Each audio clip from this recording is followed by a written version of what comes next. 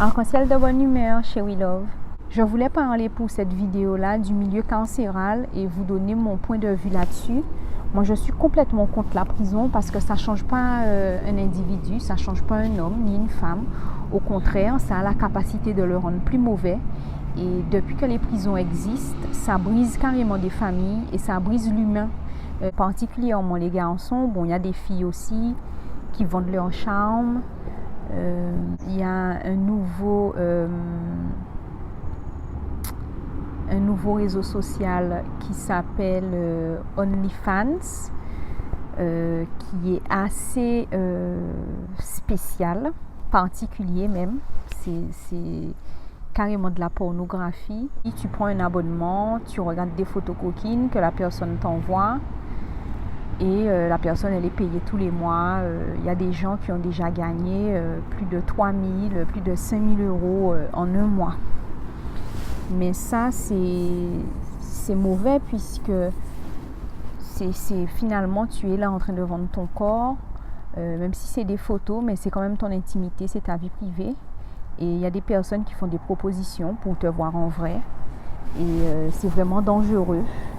Après, concernant nos jeunes hommes, c'est comme j'avais dit, le gangsta life, c'est ça qu'a mené. Mais finalement, quand on se retrouve à jouer à ce jeu-là, parce que ça donne de l'adrénaline, c'est vrai, mais finalement, on fait le sale boulot parce qu'on fait des clans et entre nous, on se tue, entre kamites, et on se tue et finalement, l'ambulance vient faire le ménage, l'ambulance nettoie. Et les forces de l'ordre, ils n'ont même plus à nous tuer en fait, puisqu'on s'entretue déjà entre nous. Malheureusement, ça fait plus de familles en souffrance. Ensuite, la prison.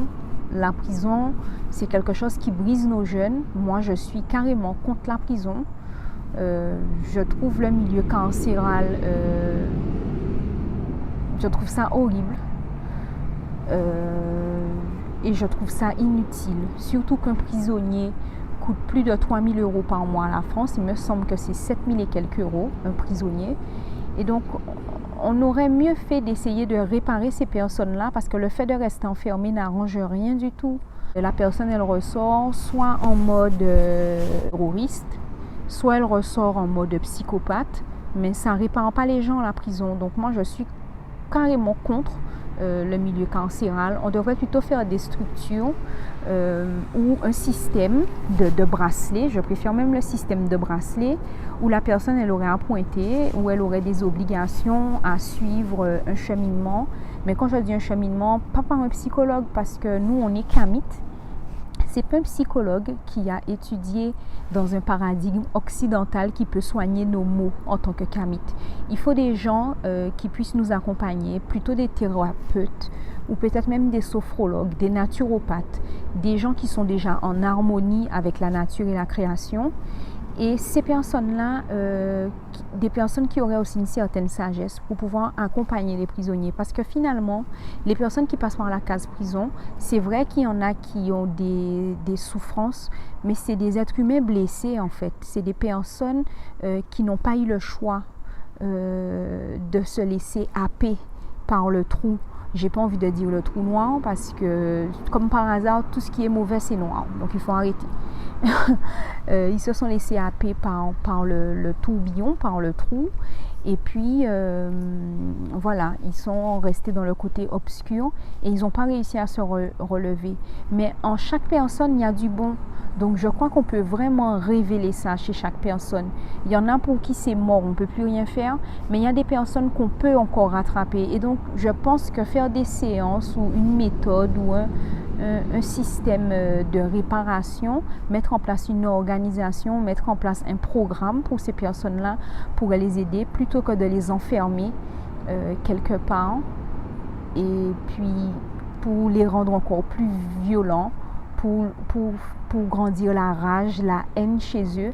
Après, quand ils sortent, ils brisent encore les gens. Clairement, je suis contre la prison.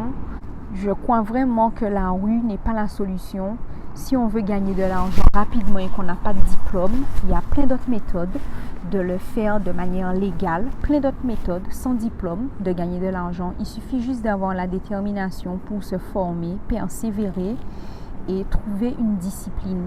Le sport déjà, ça aide à se discipliner. Il faut, une fois qu'on est autodiscipliné, on peut arriver à atteindre ses objectifs. Tout est possible. Je ne le dis pas de manière utopique, je ne vis pas dans un rêve, je suis bien là dans la réalité. Moi, j'ai des diplômes, et oui, et je me rends bien compte que les diplômes, ce n'est pas ce qui nous fait finalement avoir le métier qui nous plaît, le métier de rêve, celui dans lequel on se sent bien, parce que je suis très heureuse de pouvoir accompagner des personnes qui sont dans la démarche de reconnexion. Donc, en tant que coach, ça me plaît beaucoup.